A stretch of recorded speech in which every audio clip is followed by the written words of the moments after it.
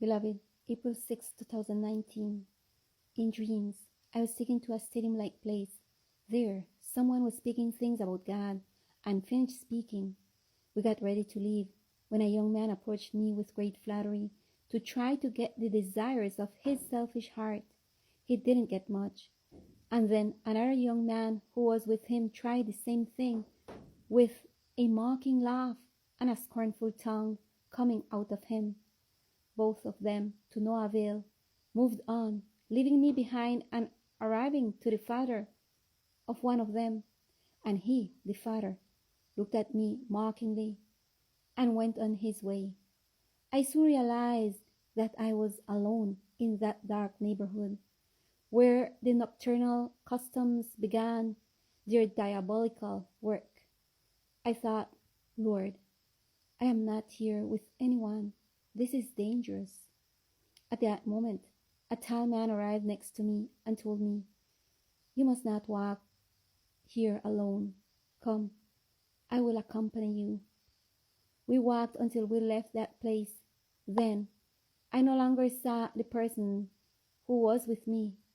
I continued on my way alone. In the distance, I saw brothers from the church getting into their cars to leave. I called out to them, but they looked at me, laughed, and continued on their way.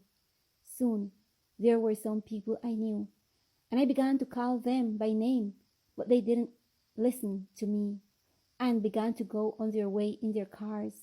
Then I said, Oh Lord, how shall I catch up with them? At that moment, my feet began to rise, and I was able to go not only at their pace, but even further than them. As I saw the way from above, from the heights, I saw huge cages with flags in them and people in them who wanted to get out without being able to do so. This was in front of them. Then I said to those in the car, Stop! There are camps in front where they lock up people. Go to the mountains and do not pass through this place anymore. My pleas were in vain, for the people continued their march and ended up imprisoned and confined in one of those big cages that each had a flag. One cage had a yellow flag, another blue, another was orange, and another red. The ones in the car, were imprisoned in the cage that had the red flag, which, in addition to this flag, had a large sign that read, Prepared for destruction. I saw the faces of those who were there. Before, like a flock in green pastures, their faces were seen, but now their faces reflected the agony of the flock going to the slaughterhouse. They wept and lamented their presumption and insolence, but it was too late. Said my companion, the hour is come when the whole earth will enter even more into great mourning.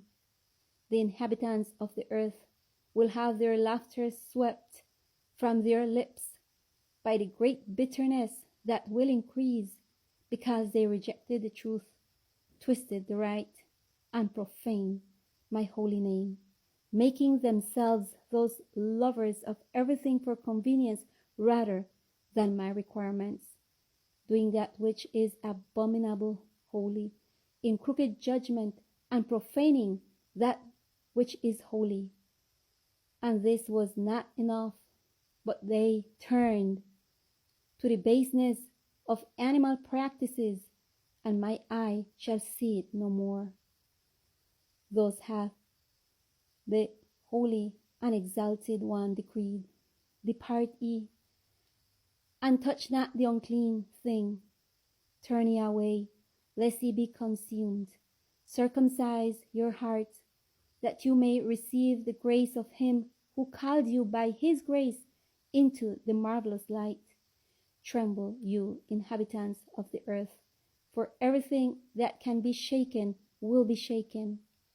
Be provided with the good armor, or else you will perish. Walk in grace and ask that it may never depart from you. For only in this way will you be conquerors, be imitators of him who is a marvelous light, and you will be delivered from destruction and co-heirs of the heavenly kingdom.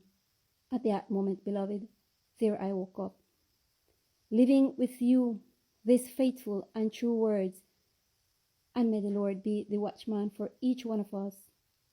May the Lord bless you.